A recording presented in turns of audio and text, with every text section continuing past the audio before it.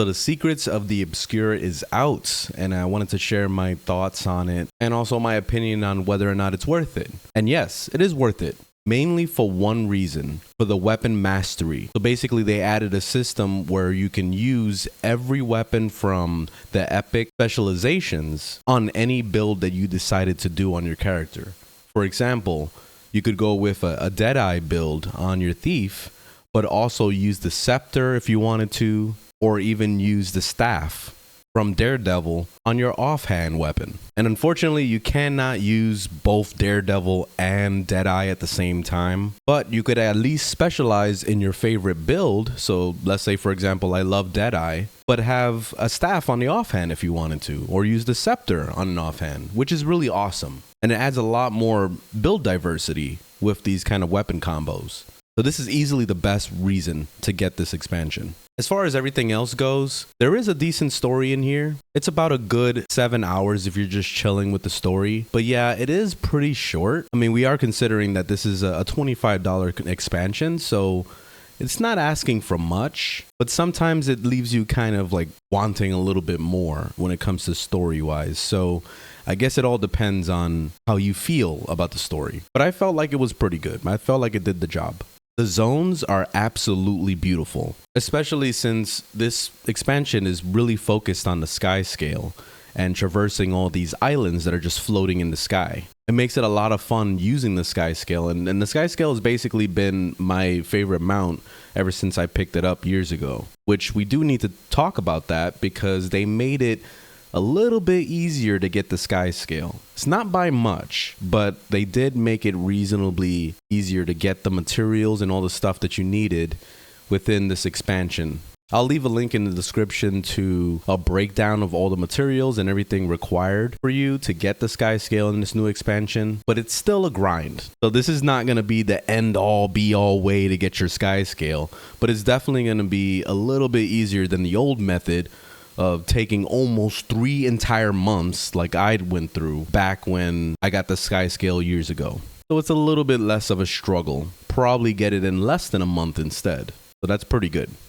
But for the people that don't have a Skyscale, there's plenty of little spots where you can use a temporary one that can get you to where you need to be, since this is very focused on you having like islands pretty much to traverse to.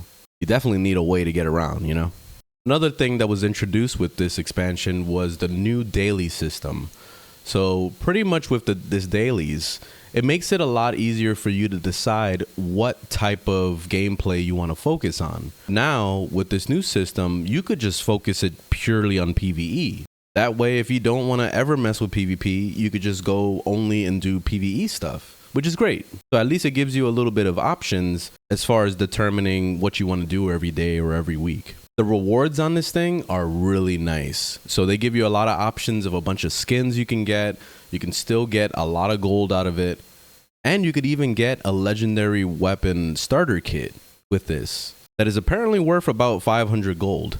I haven't looked into it myself because I'm actually trying to make a legendary weapon for myself. So I might end up keeping it.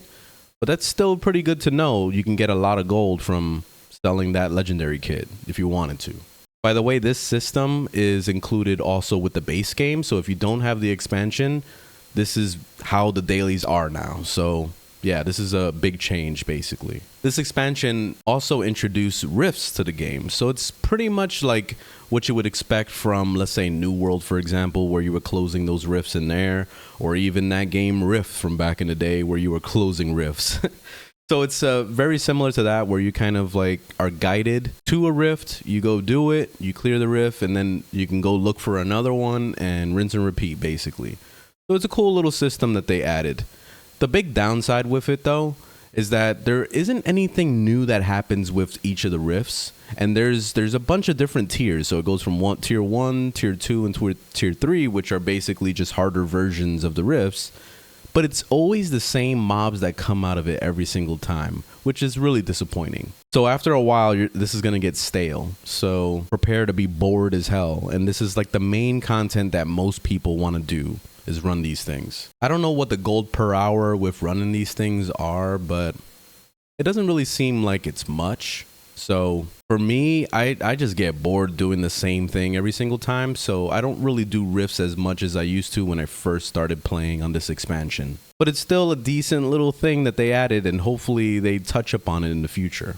And while I did mention that the world is beautiful in this new zone, it also suffers from some heavy lag.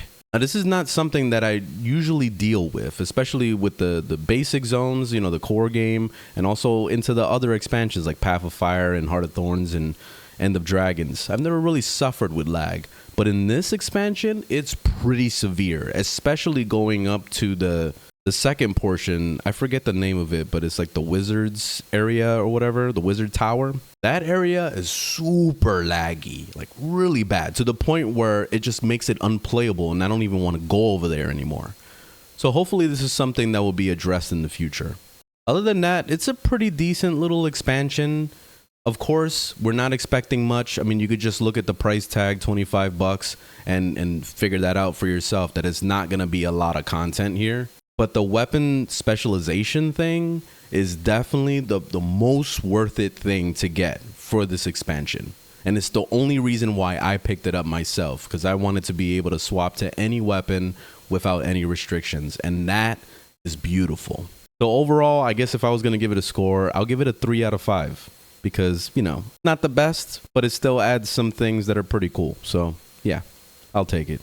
Anyways, thanks for watching. Leave a thumbs up if you liked the video, thumbs down if you didn't, and I'll see you guys on the next one. Later.